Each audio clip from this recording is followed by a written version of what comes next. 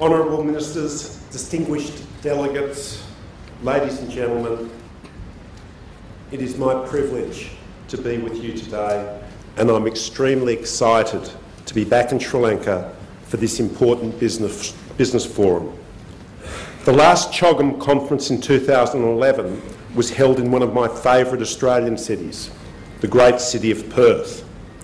For those of you who are in attendance there, I'm sure you will agree that Perth is a city on the rise. It's one of the great developing destinations of the Asia-Pacific region and has enormous potential. But this success hasn't come easily for Perth. Over the past decade, the city and local authorities have worked very hard to make the city a destination for trade, commerce and tourism. Perth has strived to become a global hub for business, and the city took the hard decisions to build targeted tourism infrastructure to lure global travellers.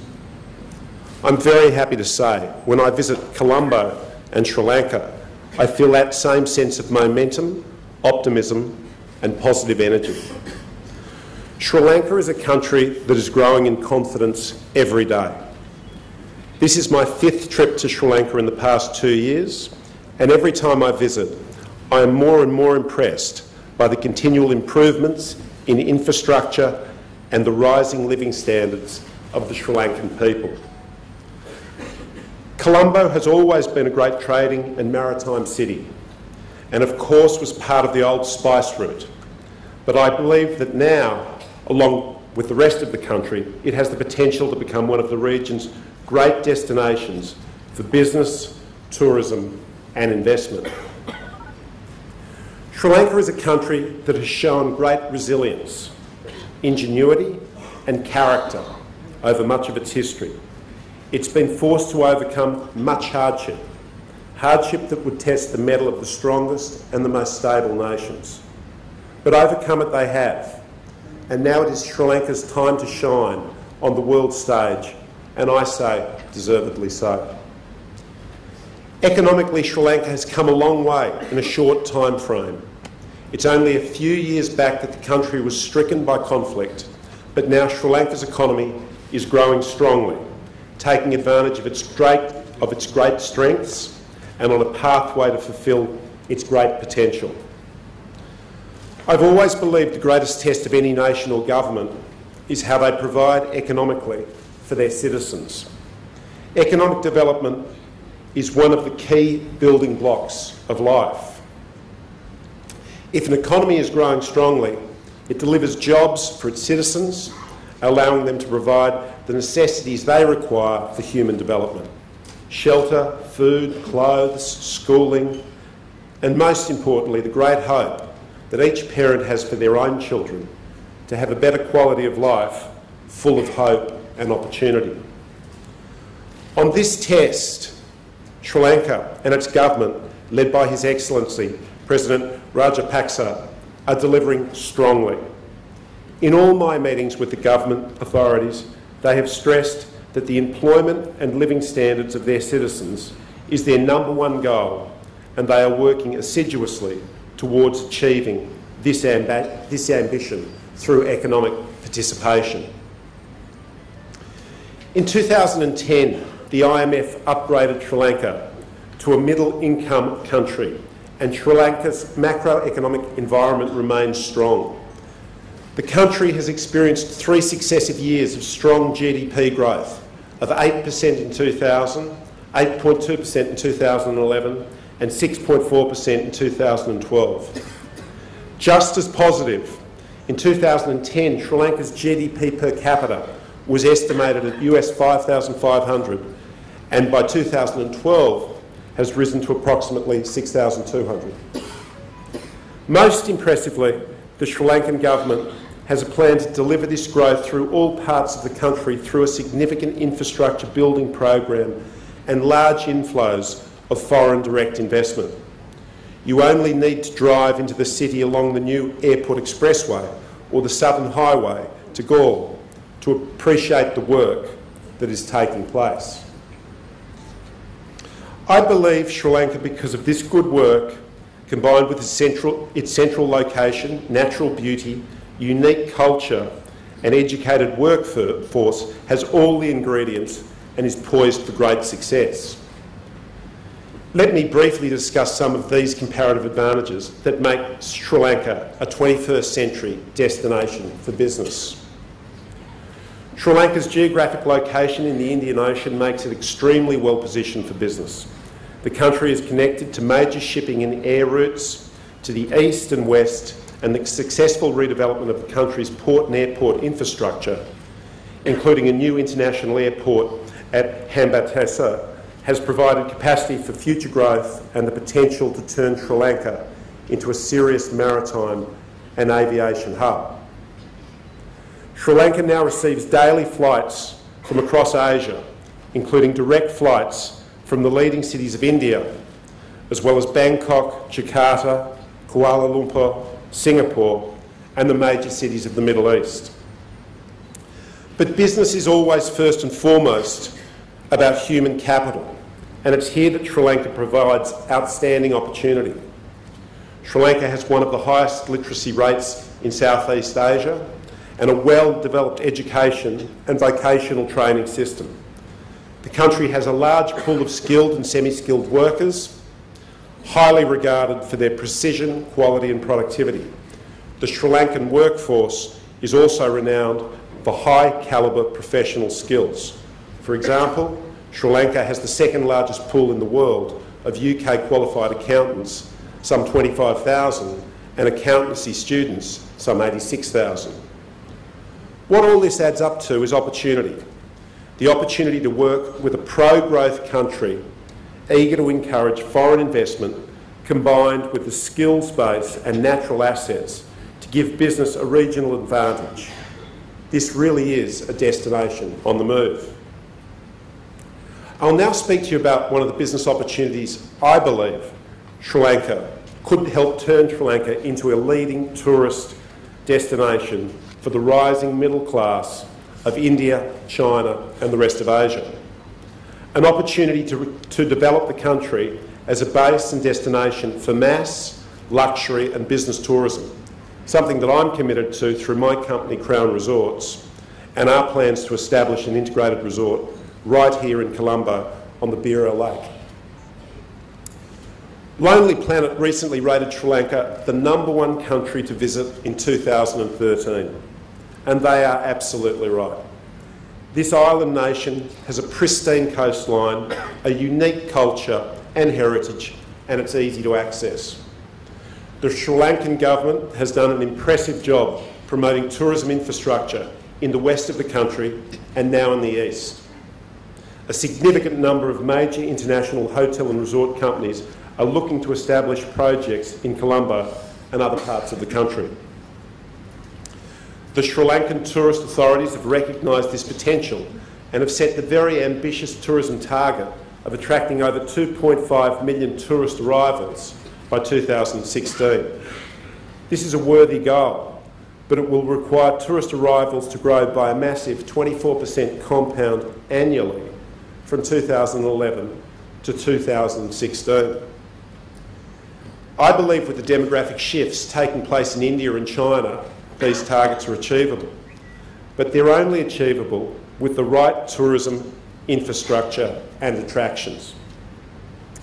Now it is the time for Sri Lanka and all countries to understand the tourism opportunity emerging in Asia and to work hard to meet the market with the right tourism offering. The demographic changes we are seeing in India and China are extraordinary. The size of the middle class in India currently stands at several hundred million people and is estimated to be growing by 40 or 50 million people per annum over the near term. According to a McKinsey study, if India continues on its current high growth path, the Indian market is likely to undergo a major transformation over the coming decade. Income levels are expected to almost triple, and the size of India's middle class could well swell to 580 million by 2025, according to McKinsey's.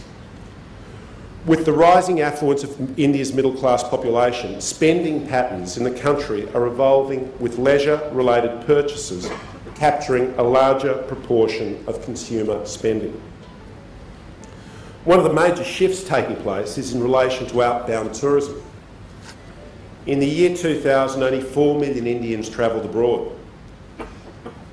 It's now growing very rapidly.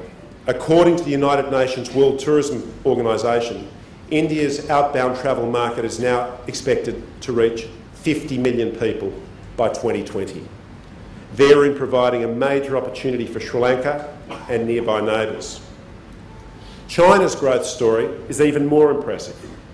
China has now lifted 500 million people, its citizens, out of poverty in a very short time frame, and this rise in living standards is the key to the development of a new demographic, a group of people that will have a profound impact on global economic growth for decades to come, the Chinese middle class.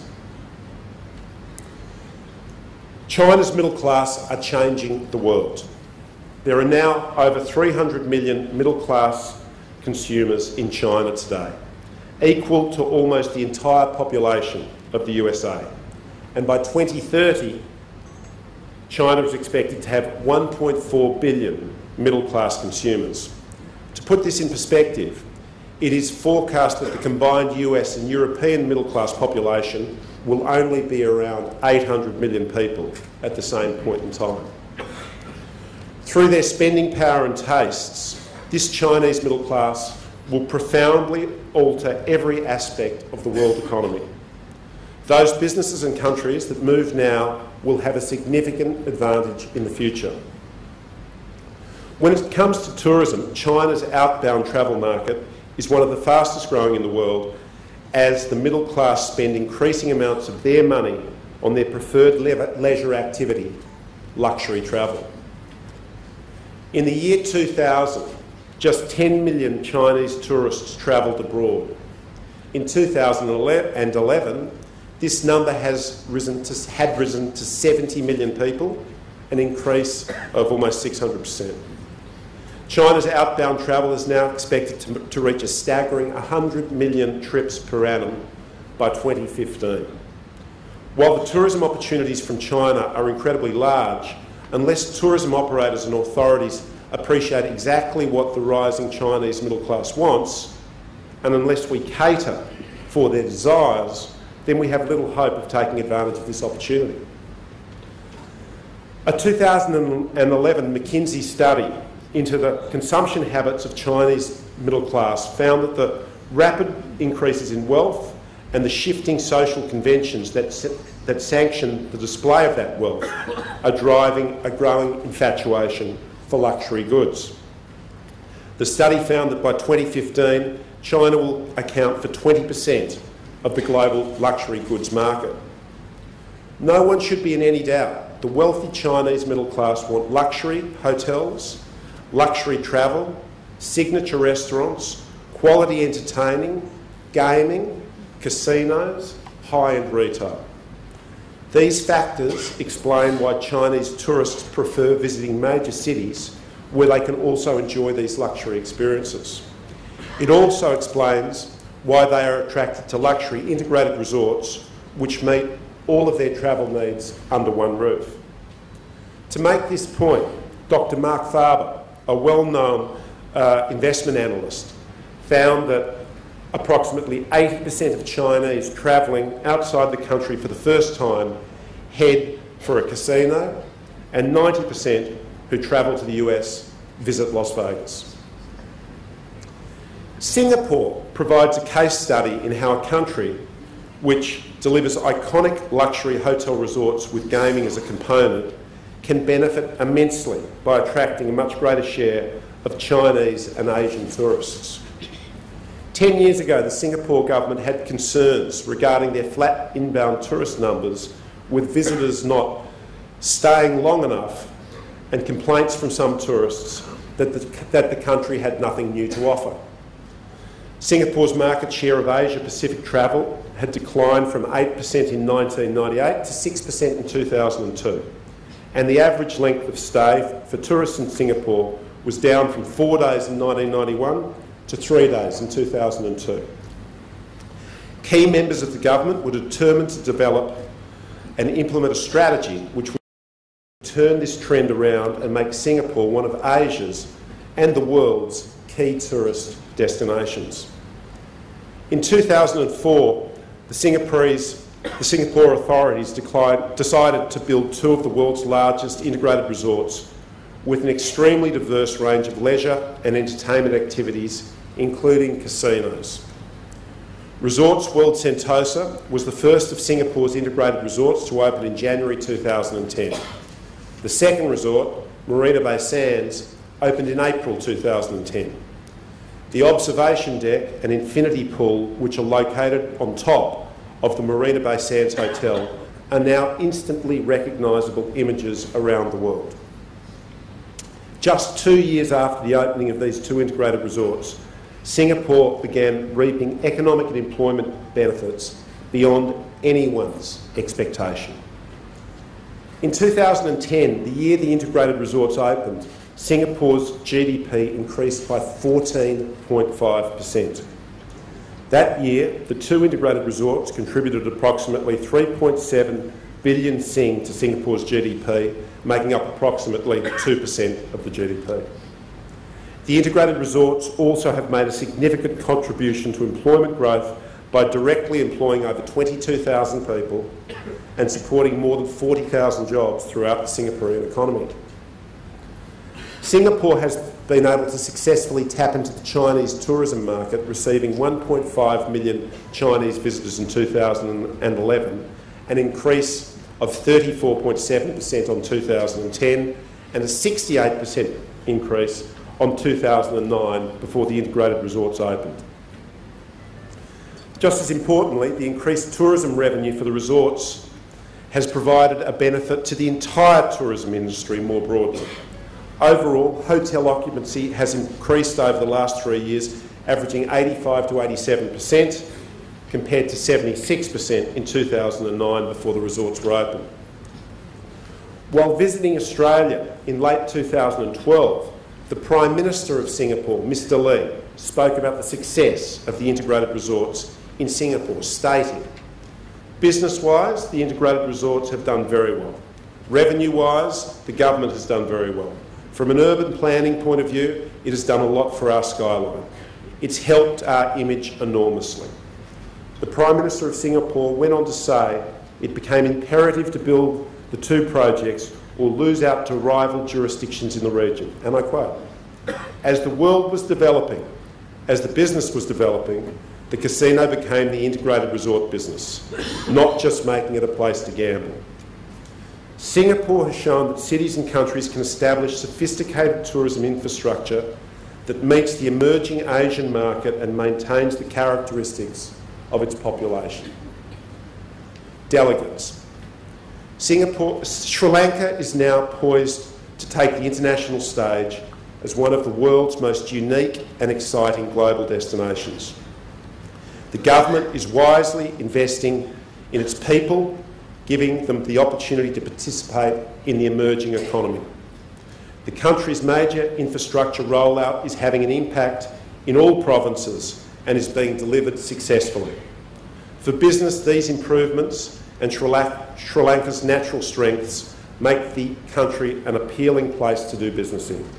As a company, we are excited and hopeful about the opportunity to invest here and thank the Board of Investment for the work they have undertaken to make Crown's project a possibility. Sri Lanka is a modern economy, growing strongly, with a very good government, with a very professional approach to business and to foreign investment. Thank you for